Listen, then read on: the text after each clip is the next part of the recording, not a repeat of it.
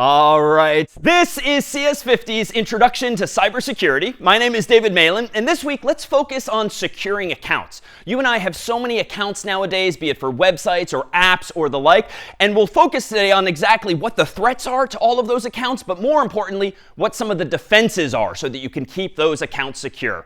But let's first consider what we mean by security in the physical world, for instance. Whether you live in a home, an apartment, a dormitory, or the like, odds are you have a key that lets you into that building. Now that key, of course, lets you in through that locked door, and then you have access to the entire habitat. But the catch is that if someone else gets that key, of course, they too can let themselves into that system or into that same building. So let's consider now in the digital world, though, what some of the building blocks are of security so that we can focus exactly what those threats and what those defenses are. So first, allow me to propose that we think about the security of our accounts in terms of authentication. So authentication refers to this process digitally of proving who you are. That I, for instance, am David. But that alone isn't necessarily enough to keep a system secure, because just because I'm David doesn't necessarily mean I should have access to your entire home. Perhaps I should not have access at all. Perhaps I should just have access to the entryway or some narrower form of access. And so there's this related topic when it comes to the security of locations or systems known as authorization. So authorization speaks to whether or not you should have access to something once you have proven that you are you, that I am David, and that I should in fact have access to the door that I just walked through. Now, when it comes to our accounts in the digital world, we of course don't use physical keys, but very frequently nowadays we use usernames, which of course can be public. It might be a username like David, it might be a username like Malin, or it might be more commonly even an entire email address that presumably uniquely identifies you in the world. But even though that's public, the thing that you and I ideally keep private is, of course, our password. And nowadays, you and I must have dozens, maybe even hundreds of passwords that are hopefully distinct and not reused across all of those different websites, but more on that in a moment. And so it's really this password that ultimately allows you to authenticate yourself, demonstrate who you are, because presumably I am the only one in the world that knows not only my username or email address, which all of us can know, but presumably I'm the only one in the world that knows my username and this here password. And so the presumption is if I type in both of those values to some app or some website, that I must in fact be David Malin in that case. Of course, it's not good enough to just have a password. You need to have a good password. Now, what do we mean by good password? Well, ideally, this password is not going to be in a dictionary, like literally a dictionary of English words or whatever your human language might be. Why? Well, there's this threat known as a dictionary attack. And by this, I mean an adversary, a hacker that wants to get into your account. They could just start typing randomly to try to figure out what your password is, but they're a little smarter. They'll actually use a dictionary attack. That is, they'll open a physical book of words, or more likely, they'll open a file on their computer containing a whole lot of actual English words or in some other human language, and then just one at a time, try this word as your password, this word as your password, this word as your password, and so forth. Because if you and I have chosen a pretty guessable password, one that is an actual word in a dictionary, they're going to get into your account much faster. But even if you and I are clever, and odds are by this point in life, you know that you shouldn't just choose a simple English or some other language word, but rather you should probably have some numbers, some letters, some punctuation or the like, you're still vulnerable, as am I, to what we'd call a brute force attack. Brute force sort of evokes the memories of yesteryear where where someone might have had a big a branch of a tree using as a battering ram, trying to get into the castles from past times. But brute force attacks in the digital world mean something analogously, whereby you're using software to digitally try all possible passwords. And so here too are you vulnerable, because if your password is too short, even if it's random with letters, numbers, and symbols, odds are an adversary or a hacker that has enough time and enough technical savvy, they can just try every possible password in the world, and eventually they might very well get into your system. So how do we go about defending against these kinds of attacks? Well, we use these passwords, but these passwords, of course, come in different forms. And it's kind of a low bar that is set by default on a lot of devices still nowadays. For instance, on your phone, if you'd like to chime in here in the chat, how many characters or digits in particular are typically required of systems? Well, I would conjecture that very often when I set up a phone, I'm only asked for a passcode, a numeric password, of 4 digits alone. Now, if you have a 4-digit passcode, or password more generally, how secure is that? And how do we even go about thinking about how secure that password is? Well, I would propose that we could start to measure, not even using fancy math, but just some basic heuristics. We could measure the security of a password that has just 4 digits by considering, well, how many possible 4-digit passcodes are there? So perhaps if you'd like to chime in here in the chat, how many possible passwords are there if they're all digits, 0 through 9, decimal digits, and if you only have 4 of them? How many possibilities are there? I'm seeing 1,000, I'm seeing 10,000, I'm seeing 9,999, and I'm seeing a whole range. And I think a lot of you have the answer spot on. It's 10,000. It's 10,000. Why? Well, if we just think about this numerically, if I've got 4 decimal digits, 0 through 9, well, the smallest password I could come up with, so to speak, would be 0000, and the largest password I could come up with would be 9999. Now, you might think, okay, well, that's obviously 9,999 possibilities, but not quite, because if you include 0000, that's the 10,000th possibility. So indeed, there's 10,000 possible passwords if we're using 4 digits specifically. So how do we actually think about that more generally, especially so that we can now figure out the math for larger passwords as well? Well, if you've got 0 through 9 as the first possible digit, and 0 through 9 is the next, and 0 through 9 is the third, and 0 through 9 as the fourth, you have 10 possibilities times 10 possibilities times 10 times 10. This, of course, if we do it out more mathematically, is 10 to the 4th power, the exponent being 4, and that, of course, gives us 10,000 as well. So that might be the more mathematical way of approaching it versus just the more intuitive, that 0000 can go all the way up to 9999. Now, again, a question for the group. How long do you think it might take for an adversary or a hacker to get into my device, for instance, my phone, if I do have a 4-digit password? If I've got a 4-digit password, this means they might have to try as many as 10,000 possibilities, because in the easiest case, sure, they get lucky and my password is still the default 0000. But in the worst case, I chose 9999 and they don't get to that until the very end of their attempts, or maybe I choose something there in between. I'm seeing 10 seconds, less than a second, milliseconds, 10 seconds a day, 4 hours. OK, so the responses are all over the place. So how could we go about actually measuring this or estimating this? Well, let me propose this. I'm going to go over to my computer here. And even if you've never written any code before, let's go ahead and write some code together here. I'm going to go ahead and open a program called VS Code, Visual Studio Code, which is a free program that we use in CS50 more generally that allows me to write code on my Mac or PC or in really any internet-based device. And I can actually write code and not only write it, but run it. And I'm going to write code in this case in a language called Python. And this is just a very popular language, but I could use any of a dozen or more different programming languages. And the goal here is not to learn Python. For that, we have whole other classes. But to just demonstrate what an adversary, what a hacker need do if they want to get into, for instance, your iPhone or Android device or anything that has just a 4-digit password. Now, my presumption here for demonstration's sake is that I'm going to go ahead and write code that just prints all possible passwords on the screen. But you could imagine if I had a USB cable or maybe a lightning cable, I could connect this phone to this laptop, especially if it's your phone that I just swiped from a table, could quickly plug it into my computer here, run the code that I'm about to write, and maybe automatically send all 10,000 possibilities to your device before you even realize the phone is gone. Now, here's how I'm going to do this. I'm going to go ahead and in a text file called crack.py, where crack is actually a term of art. It just means to figure out what a password is, to brute force your way in. I'm going to go ahead and from a library called string, I'm going to go ahead and import digits. Now, this is a very easy way of just giving me access to the numbers 0 through 9. I could obviously type them all out on my keyboard. This is a little faster because this gives me like a list of the numbers I care about. Now, there's a bunch of different ways I can write this code, but what I really want to do intuitively is try all possible digits for the first value, try all possible digits for the second, then for the third, then for the fourth. So one way of doing this might be as follows. I'm going to use a keyword in Python called for, which just means do something for as long as I want you to. And then I'm going to give myself a variable, like in math, just so I can use something to keep track of each number. And I'm going to use a default value of I for integer.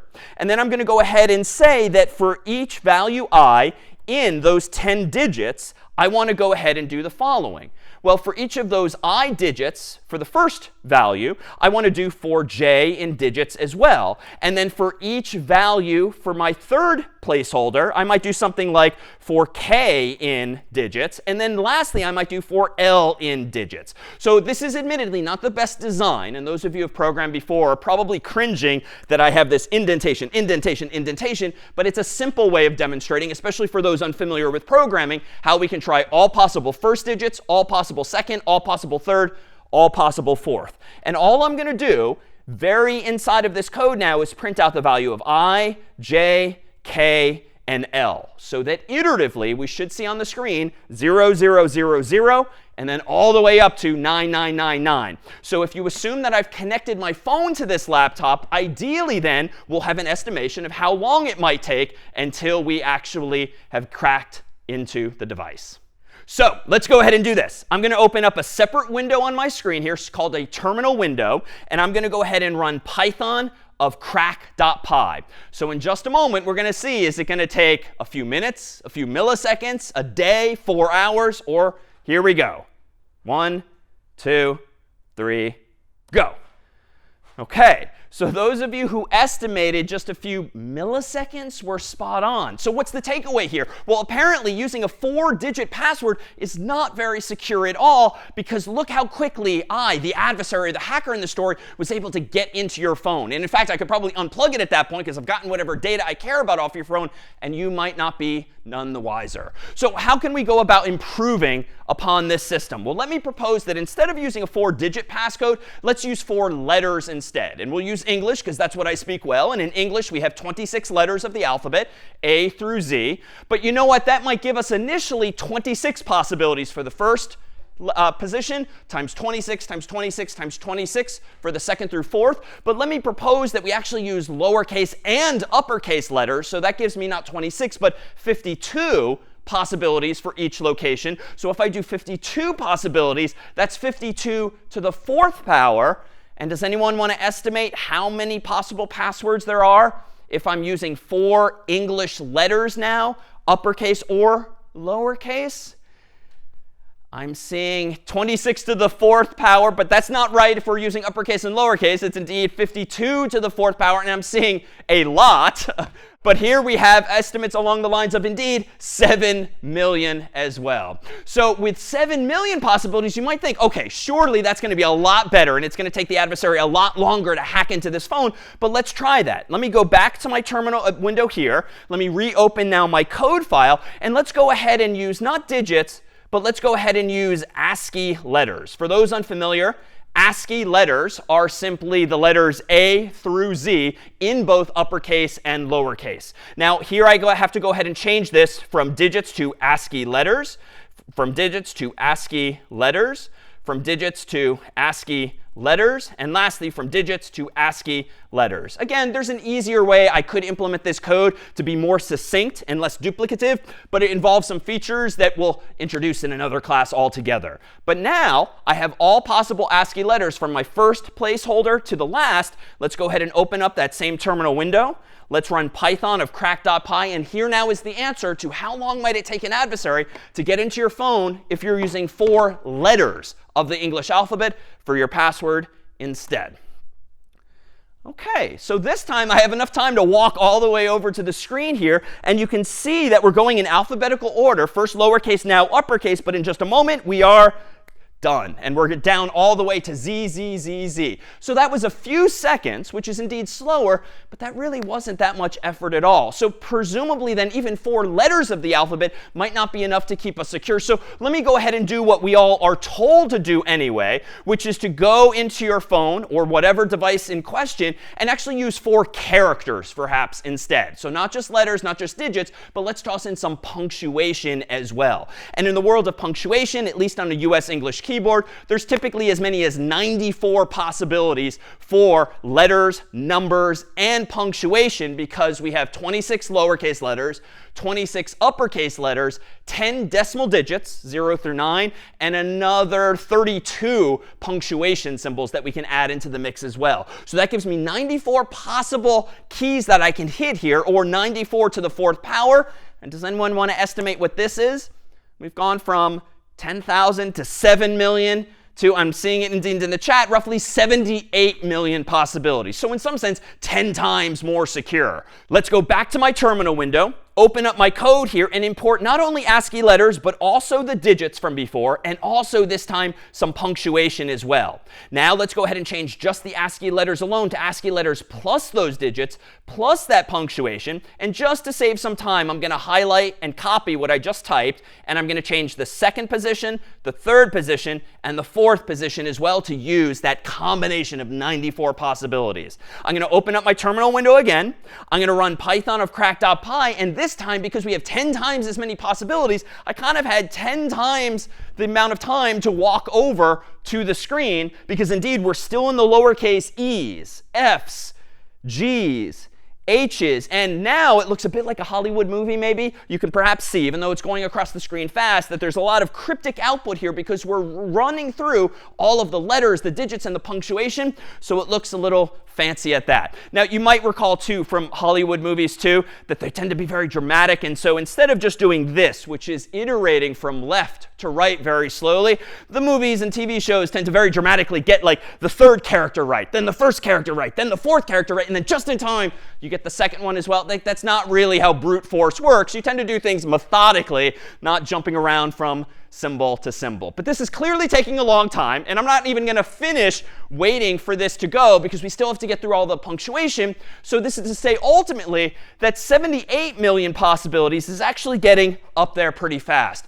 But honestly, if we come back in like a minute or so, I bet that will be finished nonetheless. And none of us, hopefully, has a password that's only 4 characters nowadays. Letters, numbers, and punctuation. Odds are it's at least a conventional 8 characters. And indeed, most websites and apps require as much of you as well. Now, the math here is pretty straightforward, too. If you have 94 possibilities, but you have 8 characters in total now that's 94 to the 8th power. And does anyone want to ballpark just how many passwords are possible if it's only 8 characters, which isn't even that long? But you have 8 of them total? Too many. It comes back one answer. Too much to count. OK, I see that we've given up here. But oh, I did see one in the chat. It's roughly this many possible passwords, which is actually a little hard to figure out. So this is, let's see, millions, billions, trillions, quadrillion. So this is 6 quadrillion possibilities. So now we're talking. Now the adversary is probably going to run out of time, run out of energy, run out of money, run out of lifetime if it's going to take this much time to try to crack, so to speak, your particular password. And so here's one of our first takeaways when it comes to cybersecurity and securing our accounts. It really is this game of relativity and resources. What we're really doing here is not something fundamentally different by adding in digits and numbers, digits and letters and punctuation. It's sort of still the same formula, the same approach to our passwords. But as we add complexity and as we make it longer and longer, we're raising the bar to the adversary.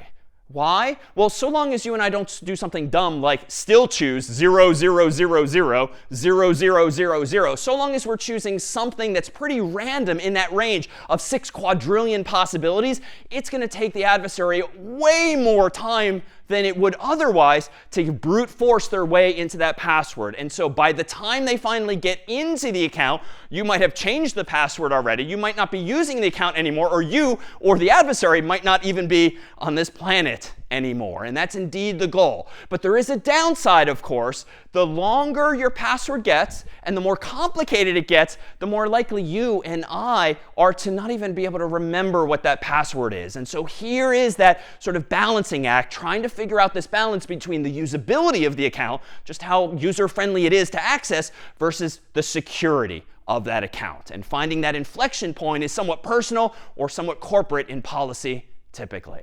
Well, let me pause here and see if there are any questions now on securing our accounts via passwords alone. I was wondering, a couple of years ago, there were devices, USB devices with fingerprint recognition. How come that's not more frequently used? Were they too expensive, or? A really good question, and we'll come to this topic in a little bit on biometrics more generally, but your intuition is pretty much right. It's expensive to have another device, and most consumers are not going to bother wasting money on something just for them. Some companies might, but if they have a lot of employees, that could get very costly. But you might be glad to know that one of the topics we'll end on today is a new technology called passkeys that actually leverages a device you most likely already have, a phone that might use your fingerprint or might use your face or some other form of biometrics. That's becoming more common nowadays, or soon will, even for your laptop and desktop, which we'll talk to that phone in some form. How about one more question here on securing accounts? My question is why if 4 digits password is so unsafe, why some program still is using this password, not a website like program? Oh, really good question. Why are some programmers using this? So it's a trade-off between usability and security. If you are the programmer designing the system, you presumably want users to use the system and to come back and to keep using it. But if you make it too hard for them to access that account, if you increase the probability that they're going to constantly forget their password, lose their password, they might just stop using your system or your app or your website altogether. And so that's probably not a good thing. Other reasons might include just unawareness, or not having taken a class on cybersecurity, or not having really thought through the implications of having such short passcodes. So nowadays is industry starting to nudge us in better and better directions, but we'll see today in the rest of this class that there are still going to be a lot of trade-offs, again, between usability and security. So what can we do to defend ourselves against these brute force attacks? Well, at least here in the US, there's an organization called the National Institute of Standards and Technology, otherwise known as NIST, that actually issues recommendations for how we as consumers or companies, or more generally humans, can go about securing their accounts more effectively. And we thought we'd share just some of these recommendations so that it informs not only your own behavior as an individual citizen or consumer, but perhaps if you're in a place of business where you can influence your own company's policies, here are generally what are considered best practices nowadays. So a quote from their recommendations: memorized secrets shall be at least 8 characters in length. So that at least corroborates the quick math and the test that we ourselves just ran, that only once we got up to like 6 quadrillion possibilities did it feel like it was going to take a very long time to actually hack into someone's device. So consider that for your own accounts. Even on your phones, you might have to go through a few menu options to upgrade from just 4 digits to something more, but odds are you'll benefit from this additional layer of security. This one's more of a mouthful, but helpful as well. Verifiers, so the website or app that's verifying your input when you authenticate with your username and password, verifiers should permit subscriber-chosen memorized secrets of at least 64 characters in length. All printing ASCII characters, as well as the space characters, should be acceptable in memorized secrets. Unicode characters should be accepted as well. Now, if you're not yourself a computer person, there's a bit of jargon within this. But first of all, the takeaways are that websites and applications should let you and me come up with passwords that are actually as long as 64 characters. Now, that's pretty long, but that's exactly the point, particularly as it's gotten more difficult for you and I to remember all of our passwords, to come up with very complex passwords. The reality is you and I might very well be better off on the whole by just choosing an easier to remember but much longer password. For instance, a sentence, a quote, a phrase that you can more easily keep in your human mind, but that doesn't necessarily have a crazy amount of punctuation or digits or letters, but at least is 64 characters in length. So even if an adversary tries a dictionary attack, trying all possible English words or some other language, even if they try a brute force attack, it's going to take them way too long. Unless, of course, you do something foolish, like choose a 64-character passcode that's 0, 0, 0, or so forth. So you still want to be original within that space. Now, more technically, this recommendation is referring to ASCII. ASCII generally refers to US English symbols on a US English keyboard, as was the origin of this code system. So that includes A through Z, 0 through 9, and the punctuation I alluded to earlier. But websites and apps nowadays should also support Unicode, including things like emoji and other accented characters or symbols that you might have in languages beyond English. Unfortunately, this is not really common practice, I dare say. Just yesterday, I created an account on a new website for the first time, and it made me jump through hoops, so to speak, figuring out the right number of uppercase letters, lowercase letters, punctuation, and even then, it told me I could only use certain punctuation, so I had to think about now which symbols I'm using. That is a lot of friction. That is not good for usability, and it's of questionable value for the security of the system if I can't even remember the thing afterward. So keep this in mind in general, that your password should not only be 8 characters minimally, but most apps and websites you maybe yourself develop moving forward should allow much longer passwords as well. And you as the human can use longer passwords if systems allow them as well. Now here's another set of recommendations from NIST. Verifiers, the website or the apps that we're using, shall compare the prospective secrets, the passwords you're choosing, against a list that contains values known to be commonly used, expected, or compromised. So that is to say, when you type in a password, if it's already been a commonly used password, if it's very easily guessable, the website or app should probably say, pick a better password than that, just to decrease the probability that an adversary is going to get into that account. Specifically, NIST recommends that passwords obtained from previous breach corpuses, which is a fancy way of saying if some website, some database has been hacked, and that database contains usernames and passwords, and those passwords have now been uploaded to the internet for adversaries or anyone to download and browse, well, then you should not be allowed to pick a password from that list, because it's essentially an alternative dictionary. It essentially is a list of passwords that a smart adversary should just start with before they even bother resorting to brute force,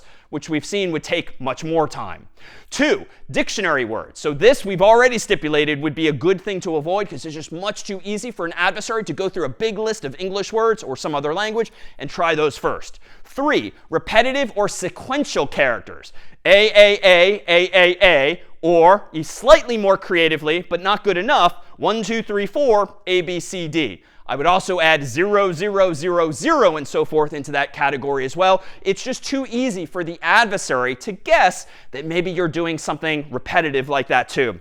And then lastly, context-specific words, such as the name of the service, the username, and derivatives thereof. This is to say, if you sign up for a Gmail account for the first time, you should not be allowed by Google to choose a password like Gmail password, quote unquote. If you sign up for an Amazon account, you should not be allowed by Amazon to have your password be Amazon password or some such variant thereof, because smart adversaries are going to try those same heuristics. And that's the catch too. If you can think of it, even if you think you're being clever, odds are a just as clever adversary can think of that heuristic as well and prioritize those tricks before they resort to brute force like I did on my own laptop. A few other recommendations as well. Memorized secret verifiers shall not permit the subscriber to store a hint that is inaccessible to an unauthenticated claimant. Verifiers shall not prompt subscribers to use specific types of information. For instance, what was the name of your first pet, when choosing memorized secrets. So there are a lot of companies, a lot of websites, a lot of applications that violate this recommendation nowadays. And in fact, I bet you can think of one or more accounts that you have where you've had to tell them, for instance, what was the name of your first pet or your first car or your mother or father's name or the like. That's not good to collect either, nor is a hint a good thing, because frankly, you and I are all too often in the habit of maybe typing into that hint field, if it's available, a question that's meant to help you remember what your password was. But if your hint is something like, my password is the name of my first pet, well, you're now just leaking information to the world, and anyone who can go online and figure out that information can now get into your account as well. And so that's really the threat in this case. If you start using personally identifiable information in this age of social media and websites like LinkedIn and the like, there's just so much information out there about us that can be discovered. You don't want to fill all of these databases, all of these systems with each of these tidbits about you, because a smart adversary with enough time and enough focus on you can probably figure out all of those same values. So what more? Verifiers shall not require memorized secrets to be changed arbitrarily, for instance, periodically. So this one, too, is something that a lot of companies violate as a recommendation still. If you're in a corporate workplace in particular, and you're being required by the system administrators to change your password every month, maybe every 3 months, 6 months, every year perhaps, that's not generally recommended anymore, even though not too long ago it did sound like a best practice. But why is this not recommended anymore? To have you forcibly change your password periodically, like every few months? Because the password will be easily forgotten and be more vulnerable to brute force attacks. Why would it be more vulnerable? Because the hackers can get access to all password and get hints about the new password. Okay.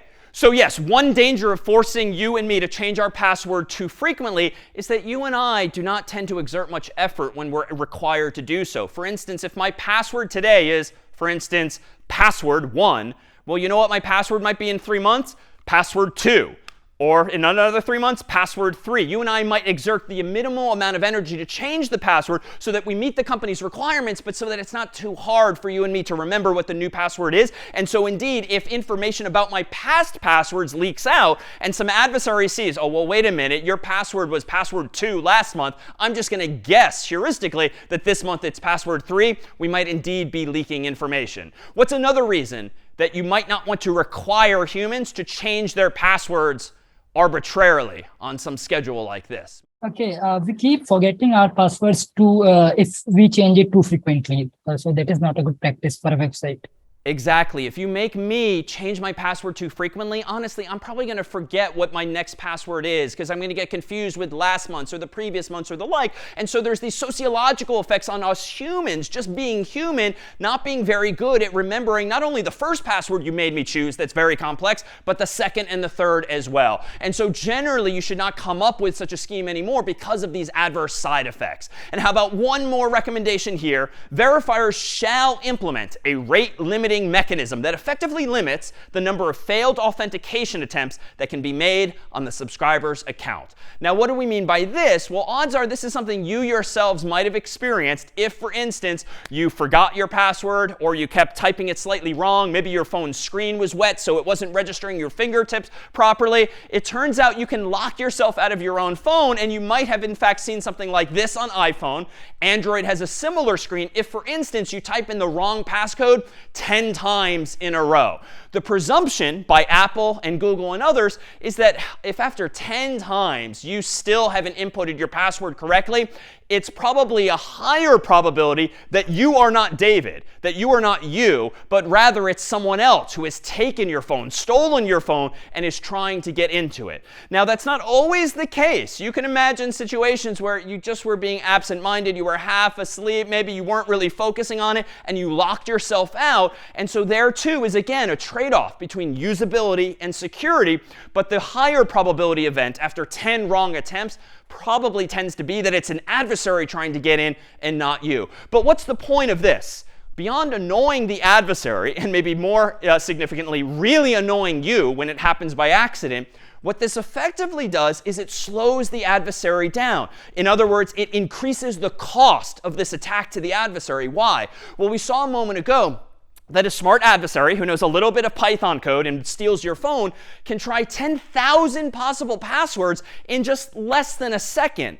However, if you now slow them down by having this feature on your iPhone or Android device that pumps the brakes, so to speak, that lets the adversary try no more than 10 at a time, that significantly slows them down. Now they might have to spend at least 10 seconds, 20 seconds, an hour, a day, or longer, especially since what Android and iPhone also do is they tend to increase this time limit. The first time you mess up, it's 1 minute. If you mess up another 10 times, it's now 2 minutes, maybe 5 minutes, maybe 10 minutes. Maybe the phone even deletes itself, wipes itself, if that too is a feature that you or your company has enabled. So again, the right way to think about this beyond the usability trade-off is that we're just trying to raise the bar to the adversary. We're trying to make it more expensive, more costly, maybe more risky to the adversary by slowing them down. And by more risky, I mean if this is like a Hollywood moment and someone's just stolen the phone from your table at Starbucks or a coffee shop, they've plugged it into their laptop, they're trying desperately to crack into it before you come back to the table, well, by slowing them down, it's going to significantly increase the risk, too, that they are caught in the act while doing it. And hopefully, too, the goal is to just get them to lose interest in your phone, lose interest in your account, and have them move on to, ideally no one else's, but at least, barring that, someone else's instead of yours. So, what are other defenses against these kinds of brute force attacks or even these dictionary attacks? Well, this is a system that you and I are increasingly being able to turn on, but also increasingly are being required to turn on as well, which is in general probably a good thing. Two-factor authentication, or 2FA, more generally known as multi-factor authentication, is a technology whereby in addition to having one factor that you use to log in, like your password, as is tradition, you also have a second or maybe more factors that you additionally have to use in order to log in. But these factors don't just generally mean one password, two passwords, three passwords, or the like. They're fundamentally different types of factors. And in general, they're broken down into these three categories. One is a knowledge category. A knowledge factor is just something that you know, something like your password that ideally you keep secret, no one else knows, and that's why it enables you to authenticate yourself. Prove that you are you because you and only you hopefully have that knowledge. But a second type of factor would be a possession factor, something that you physically have. So you might be in the habit at work of carrying around one of those little key fobs that has a little code on it that changes. Now those things can be expensive, so increasingly the world is just using our own phones, your own Android phone, your own iPhone that maybe has SMS support on it, text messaging, or maybe a specific app that displays a short code that you type in. The presumption is that you challenge the user not only for a knowledge factor like their password, but a second factor like something they possess, you significantly decrease the probability that an adversary is going to be able to get into that account, because whereas anyone on the internet, millions of people, can be a threat to you by just figuring out or finding your password, a possession factor really narrows the scope of the threat to only the other customers in Starbucks or the coffee shop, only the other people physically near you, because they would have to physically obtain that second possession factor. And then a third type of factor nowadays might be an inherence, something that is unique to you specifically, more generally described as biometrics. So maybe it's your fingerprints, maybe it is your face nowadays. Something that's inherent to you can be a third factor nowadays, because the presumption is that only you, ideally in the world, have exactly that factor as well. Now this is a little different from what some companies, some websites, some apps describe as two-step authentication, where two steps might actually just be two passwords of some sort. But two-factor more technically refers to two or more of these types of fundamentally different factors, that being the most common in our case here. Now, when it comes to those possession factors, those key fobs or the apps or the codes that you receive, specifically what you're receiving in those models is generally known as a one-time password, or OTP.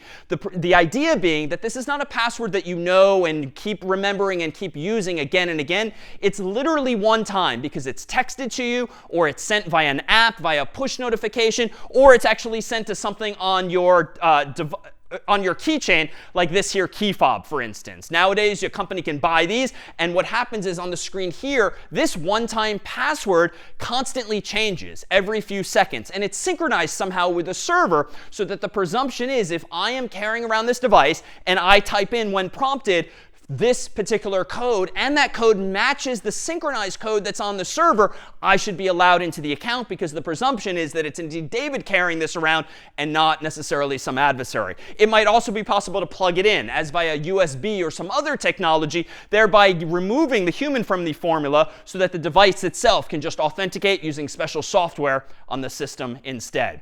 Nowadays, though, you can download special apps, whether it's one from Google or other companies, that allow you to manage all in one place all of these one-time passwords that you might automatically see updating on the screen, and you can type any or all of them in when you're actually prompted by a website or app.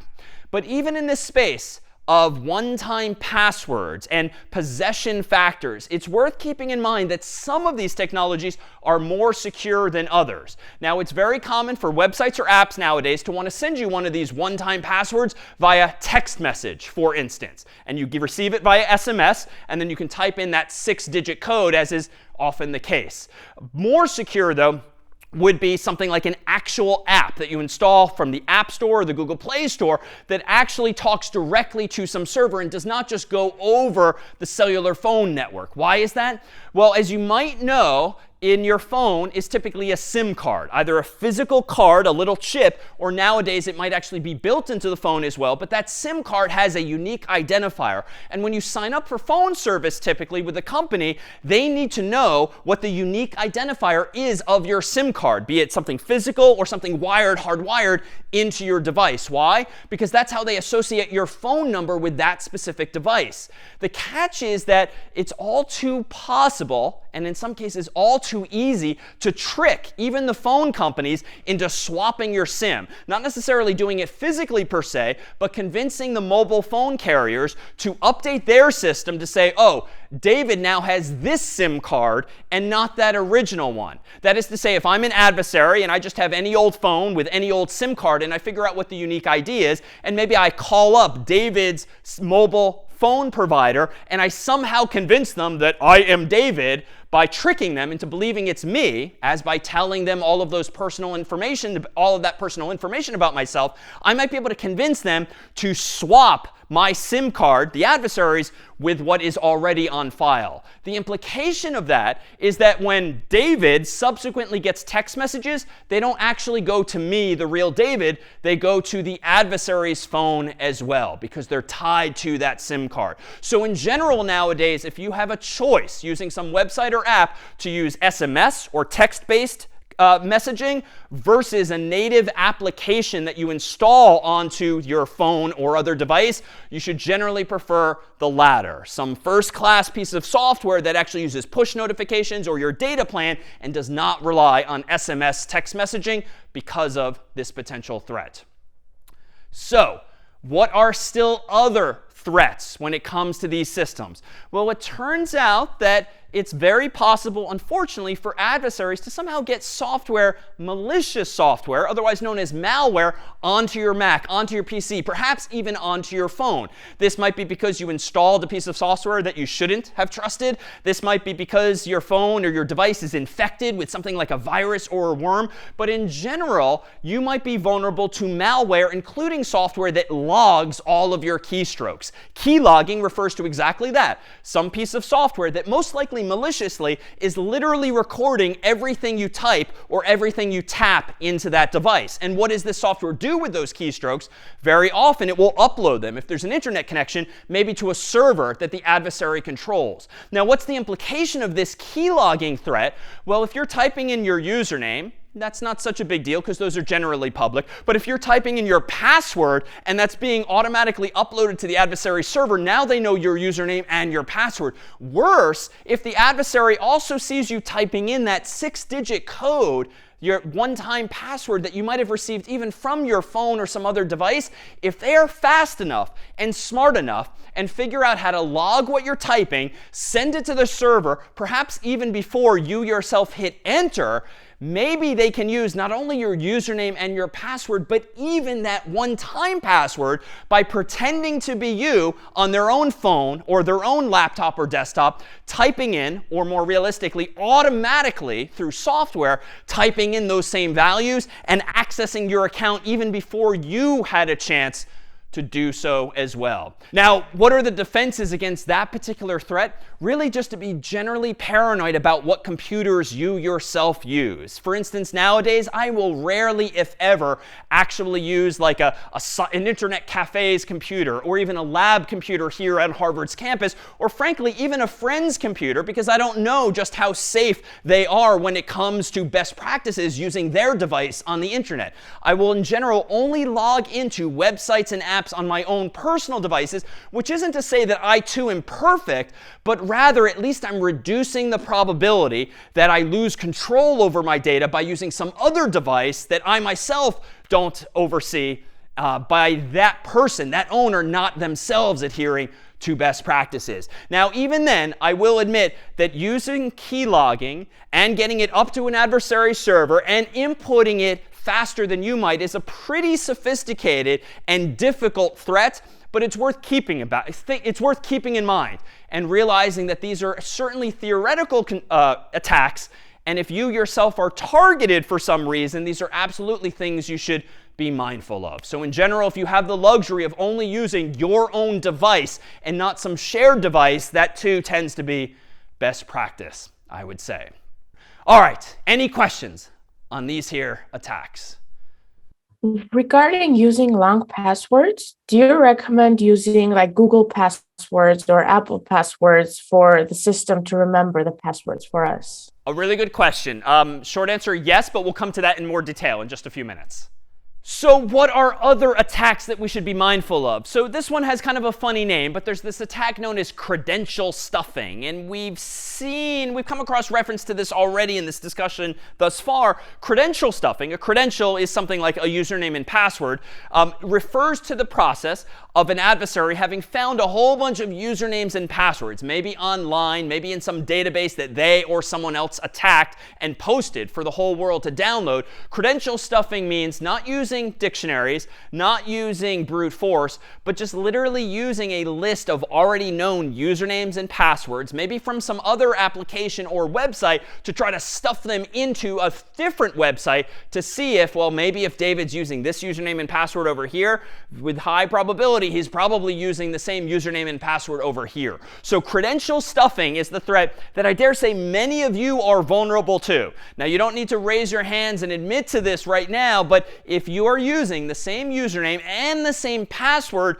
on 2 websites, 3 websites, 30 websites, all websites, you are today vulnerable to this attack. To be clear, if any one of those websites or apps is compromised by some adversary and they figure out all of the usernames and passwords on that system, what a smart adversary is going to do now is to try that same username and password they found for you on Amazon, on Gmail, on any other website or app that you, with high probability, might be using just because those services are popular. So what's the takeaway?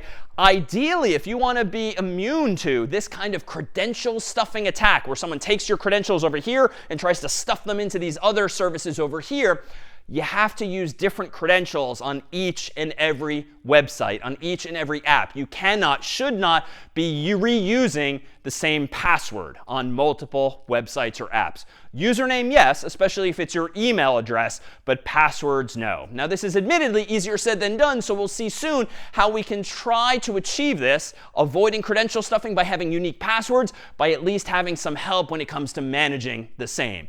But there's another attack, too, that's come up indirectly here already, known as social engineering. Social engineering isn't a technical attack per se, but rather a social one, an attack among humans. For instance, let me go ahead and suggest the following. If you have a piece of paper near you and a pen or pencil, go ahead and write down, if you could, on that piece of paper, one of your passwords. Any of them is fine. Just go ahead on this piece of paper in front of you and write down one of your passwords, including any letters or digits or punctuation. Now, I'm seeing in the chat some resistance. I'm seeing some heads down, though, and some scribbling, which is exactly the point. Why would you take my suggestion and write down your password on a piece of paper? Even though I'm presumably someone you should trust in a cybersecurity class, those of you who reached for a pen or pencil, just wrote down one of your passwords on a sheet of paper, were just socially engineered because a circumstance was created where you believed or trusted the person that was asking or telling you to do something, and you took at face value that you should do that thing.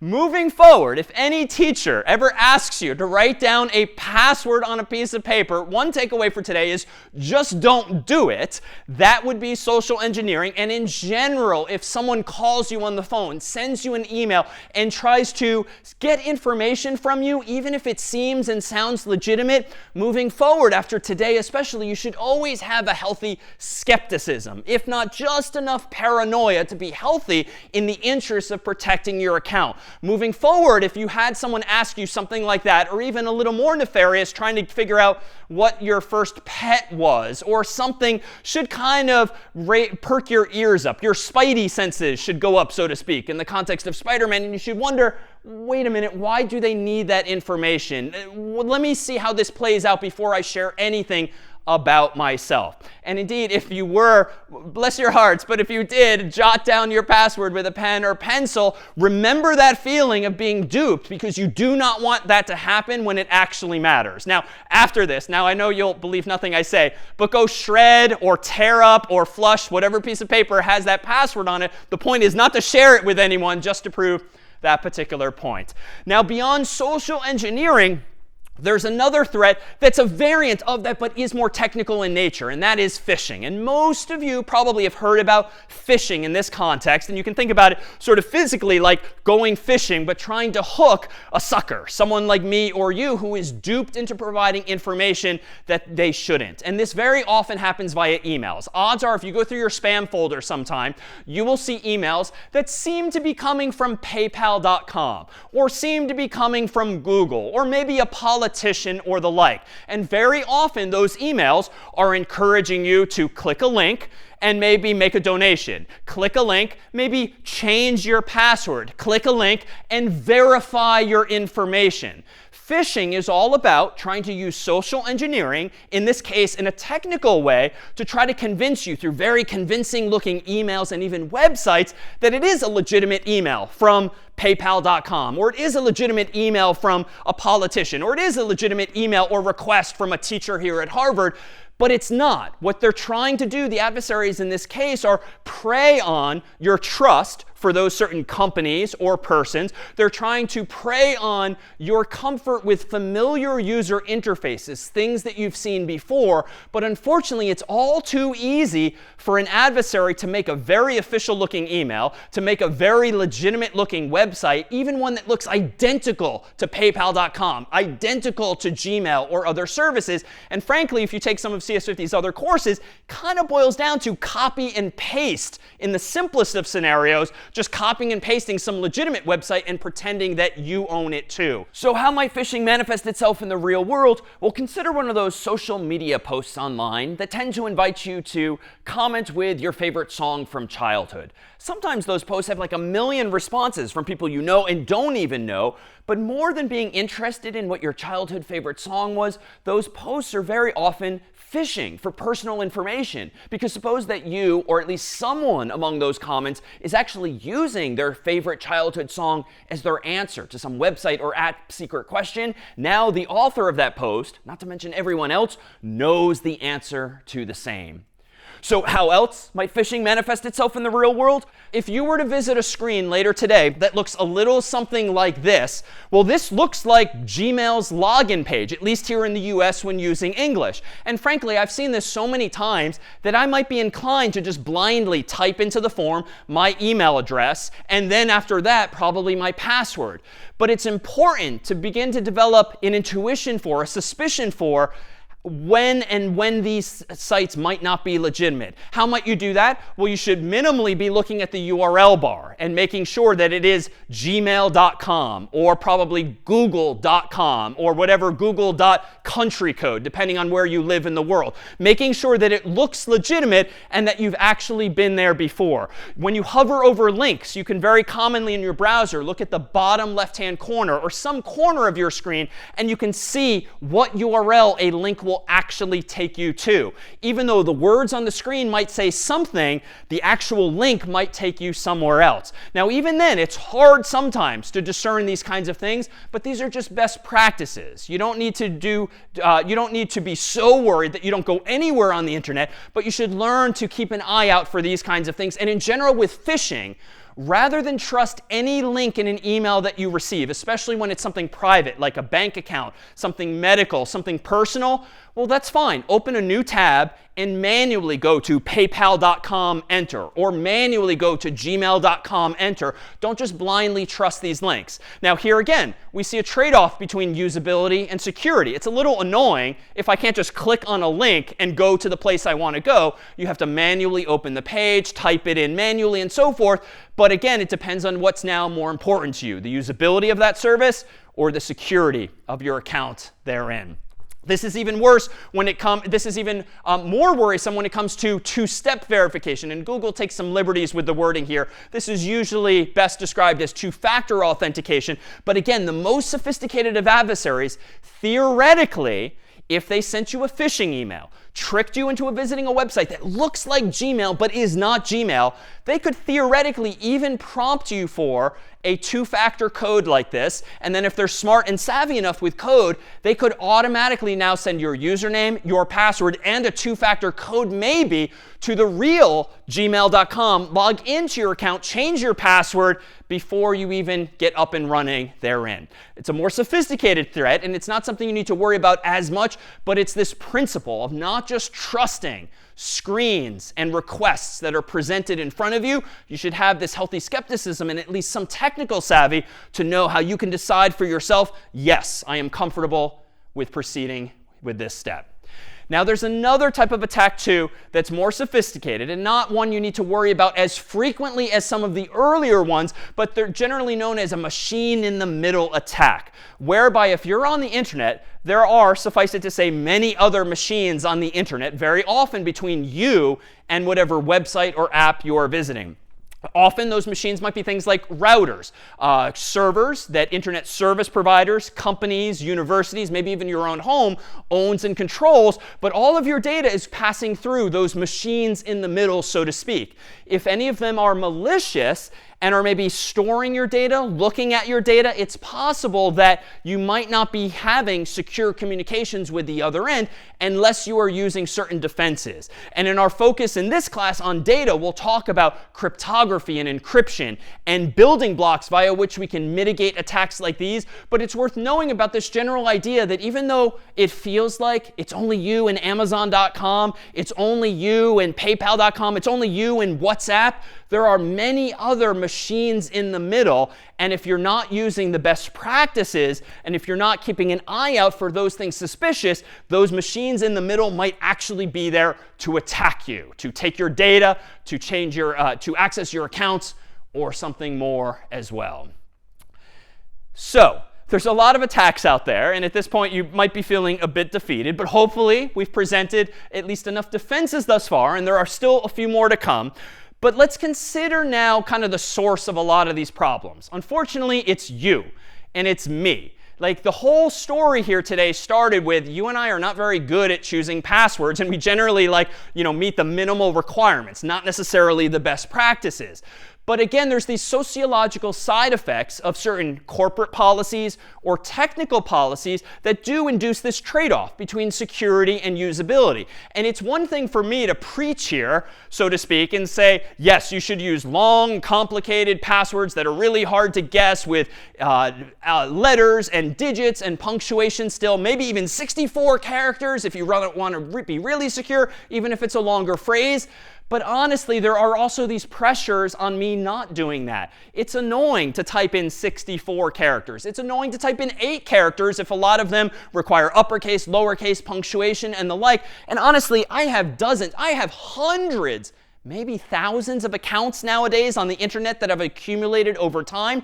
What am I going to do if it just gets difficult to remember these things? Well, like someone you yourself might know in your company, you might walk by their desk and see on their monitor the familiar yellow Post-it note with one or more of their passwords actually on it. Maybe worse, you open their desk drawer and there's a whole printout of all of their username and passwords. Or even beyond that, maybe they actually have a text file or an Excel file, a CSV file on their computer, thinking, well, at least it's all digital, but it's just sitting there on their desktop. And worse, maybe it's called passwords.txt or the like. But that's a very real side effect of having policies and technical constraints that make it harder to use systems. So what are some other defenses that either you can use or maybe companies can use or offer to make things better? Well, a solution to some of these problems might be this: single sign-on, or SSO.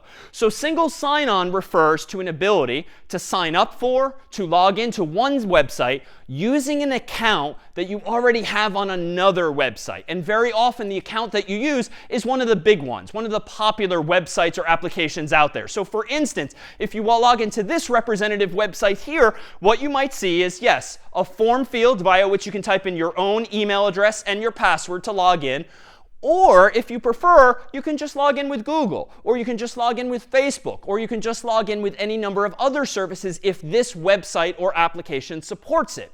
Now, what's the motivation here? Well, one, it's still backwards compatible, so to speak, with the very familiar approach of just let me register with my own email address, let me come up with my own password and be done with it, especially if I don't use Google or Facebook as a customer. But the upside of offering these solutions, especially for popular websites like Google and Facebook and others, is that if I already have an account with Google or Facebook, and hopefully I already have a good password for both of those, because those are important to me, and better yet, I ideally have two-factor authentication enabled on one or both of those, because again, they're important accounts to me, wouldn't it be nice for this new website to let me, one, just log in with my existing account so that I don't have to waste time signing up for yet another internet account. Two, I don't have to remember a new password that's going to be difficult to remember and so forth. And so it decreases friction. It increases usability of the system, and ideally, it increases the security of the system in this case as well. Why? Because if you're doing a good job protecting at least these most important personal accounts, then this website stands to benefit from those same best practices on your part. Now, what is actually happening here? When you click login with Google, login with Facebook, you should see the Google login screen or the Facebook login screen respectively. You should literally be redirected in your browser to google.com or facebook.com or one of their international domain names instead. There, you'll type in your same username and password as usual for Google or Facebook, but that password is not given to this new website or this third-party website you're visiting. Rather, using a technique known as cryptography and encryption and some fancy math, essentially, the username with which you log in is sent back to this third-party website, but not your password. Just a confirmation that, yes, David successfully logged into Google or David successfully logged into Facebook. Therefore, you can trust that his username is malin@harvard.edu or whatever it is I typed in to log in there. So using single sign-on benefits not only you potentially, but also the website or application by making it easier for you to register and or log in subsequently as well. Now, where does this leave us ultimately? Some of you might already be thinking, well, what about using a password manager? And some of you might be thinking, what is a password manager? So let's emphasize this one perhaps the most. Increasingly, best practice is to use a piece of software that manages your passwords for you. Thankfully, there's going to be an even better solution than this on the horizon. But for now, minimally, if you're not using a password manager, you probably should be. If you're using the same password on multiple sites or applications, and thus you're vulnerable to credential stuffing, you should probably be using a password manager instead so that you can change all of those accounts to have unique passwords. But this piece of software known as a password manager can remember those passwords for you. If you are in the habit of choosing very easy passwords, because it's just better for you to remember, you should probably start using a password manager, because beyond remembering your passwords, these password managers also make it easy to generate new passwords. You click a button and essentially it will generate a password that's however short or long that you want, with some uppercase, lowercase, symbols, numbers, whatever it is a website requires, it will just generate it for you. And better yet, it will then save that generated password for you, so you, the human, do not need to memorize it, and you, the human, certainly don't need to write it down on a Post-it note or any other file somewhere else. So password managers literally do just that, and they have even more features than that. Generally, if you're using a password manager and you go visit a website for the second time or the third time, you can typically hit an automatic keystroke that will just automatically log you in. It will fill in your username and your password, but better yet, it will only do so if you're on the real gmail.com or the real facebook.com or the real paypal.com.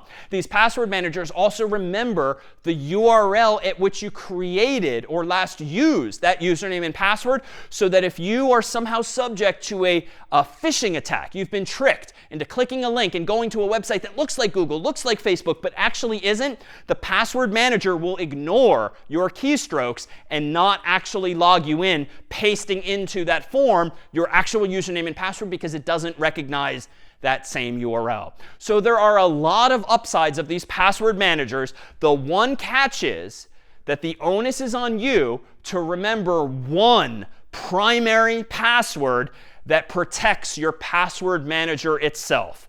That is to say, if this is a piece of software that stores all of the dozens, hundreds, thousands of usernames and passwords that you have, you are putting proverbially all of your eggs in one basket, so to speak.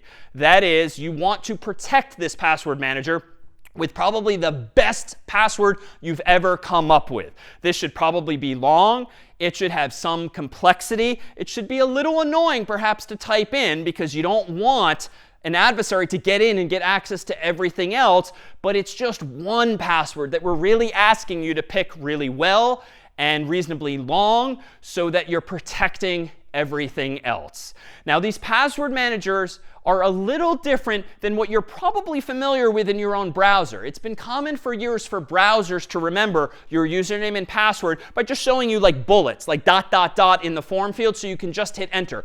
That's fine, but that information is often associated only with that one browser. It doesn't propagate to your phone or another device that you're logged into. It's not easy to share it with someone else if you have a family account, for instance, or something like that. So password managers often offer additional features beyond that and really protect all of the things that you're using, and also help you generate those same passwords. Fortunately, thankfully nowadays, these are increasingly standard. There are third-party options that you can find online or even purchase, but there are increasingly built into our own operating systems, which if I had to choose, especially for a less technical audience, using what comes with your computer from the major manufacturers is probably a good thing, as opposed to going third-party, unless third parties offer you additional features that might be especially beneficial in companies and families or the like. So Apple has what they call their iCloud keychain, via which you can not only save passwords on one device, they can propagate securely to your other device, like your phone. Google has its password manager, Microsoft has its credential manager, and there's certainly other options as well. The takeaway for today, though, should be that if you're not using a password manager, it's probably time to start doing so, at least for your most important accounts. Maybe things that are particularly personal, medical, financial, anything where you or your family would really be upset if that account were somehow compromised. At least figure out how to start migrating those kinds of accounts to a password manager, and also enable some of our other best practices like two-factor authentication. Better yet, don't just enable two-factor authentication. Don't use SMS if you can. Instead, use like a native application on your phone, or even a physical key fob, just to decrease the probability of those threats. And I would encourage you too, because it's one thing to sit in on a class like this and be like, oh yeah, I should do that. But then it just feels like so much work to go and change all hundreds or thousands of my accounts. Again, take baby steps. Bite off the easiest, most important accounts first, And over time, the next time you log into that other website, okay, go ahead and change the password to something better, put it in the password manager, and be done with it. The next time you go to another website, do it that one. You can do these things incrementally because, again, with this advice, I'm just trying to help you personally strike this balance between usability and security. Because if your takeaway is, I have to go change 1,000 passwords tonight, you might not realistically do it. So better would be to change a few of them and chip away at this problem over time. Let me pause here and see if there are any questions. If a password manager and 2FA is so helpful, so why we are using antivirus for websites? Oh, so you should certainly be using antivirus for other reasons that we'll talk about in another class. Viruses, worms, and malware can do any number of bad things, including encrypting your data, deleting your data, sending spam from your computer. There's many reasons you want to run it instead. However, if you have malware, like a virus on your computer, and it's logging all of your keystrokes, theoretically, you could still be vulnerable to attack if they are also logging your two-factor code, maybe because you get distracted, you don't hit enter fast enough, and they can use that too. It's a lower probability threat. It's a theoretical one, but also in the interest of best practices, you don't want any software on your computer that could be doing bad things anyway. You just want to raise the bar as much as you can to these adversaries without making your own accounts unusable. Another question. Oh, yeah. I had a question about social engineering, if that's fine. And we know that the rise of the AI technology, now AI can record your voice and sample it. And that could be a real threat in social engineering because now someone can mimic your boss and call you, or someone can mimic your voice and call your bank. So is there a way to combat this, or is there any technology to prevent this from happening?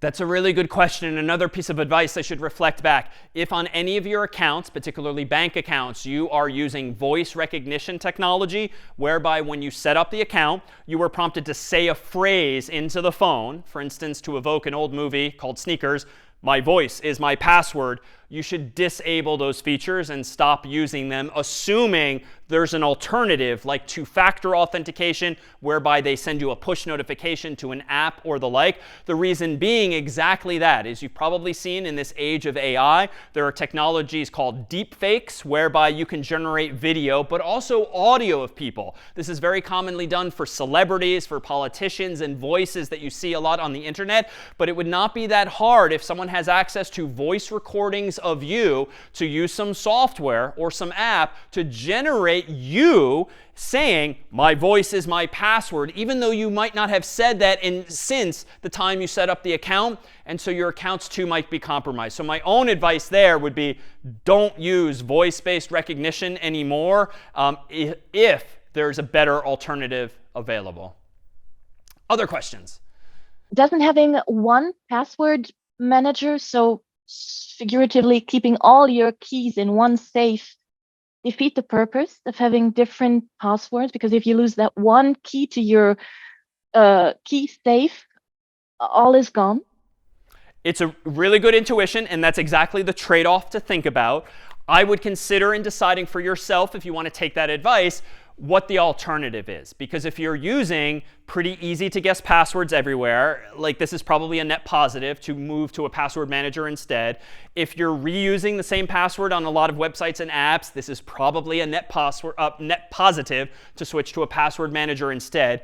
If, however, though, you've actually been a very good internet citizen and you've been choosing hard to guess, unique passwords for all different sites, they're not written down on a Post-it or easily accessible, then this might be a net negative for you to put all of those eggs, so to speak, in one basket, thereby making them more vulnerable. From experience and from sort of the head nods and admissions that we get from students over the years, I guess that most of us in this room would benefit as a net positive from a password manager. But there, too, you should decide for yourself. And again, one of our lessons for today is don't just believe something some guy on the internet told you. Decide for yourself based on these trade-offs, these upsides and downsides. Now, password managers are not all upside. Indeed, if you lose or forget that primary password, you might lose access to all of your other accounts. Fortunately, there is an alternative that's increasingly available on websites and apps known as passkeys. And what's nice about passkeys is that moving forward, it will be your Mac, your PC, or your phone that generates a passkey for a new website or app for which you're registering. You yourself don't have to remember what that passkey is, and indeed, it isn't even just one value. Rather, it's a pair of values, a private value and a public value that have a mathematical relationship between the two, and those two values are used the next time you try to access that website or application. Your Mac, your PC, or your phone will use those values to automatically authenticate you thereafter. And better yet, those values are synchronized as needed across your devices so that you can use your Mac and your PC and your phone or any other such devices to authenticate. But to better understand these passkeys, we'll need to know a little something about the world of cryptography. And so for that, we'll wait for our discussion of securing your data. So more on that next time.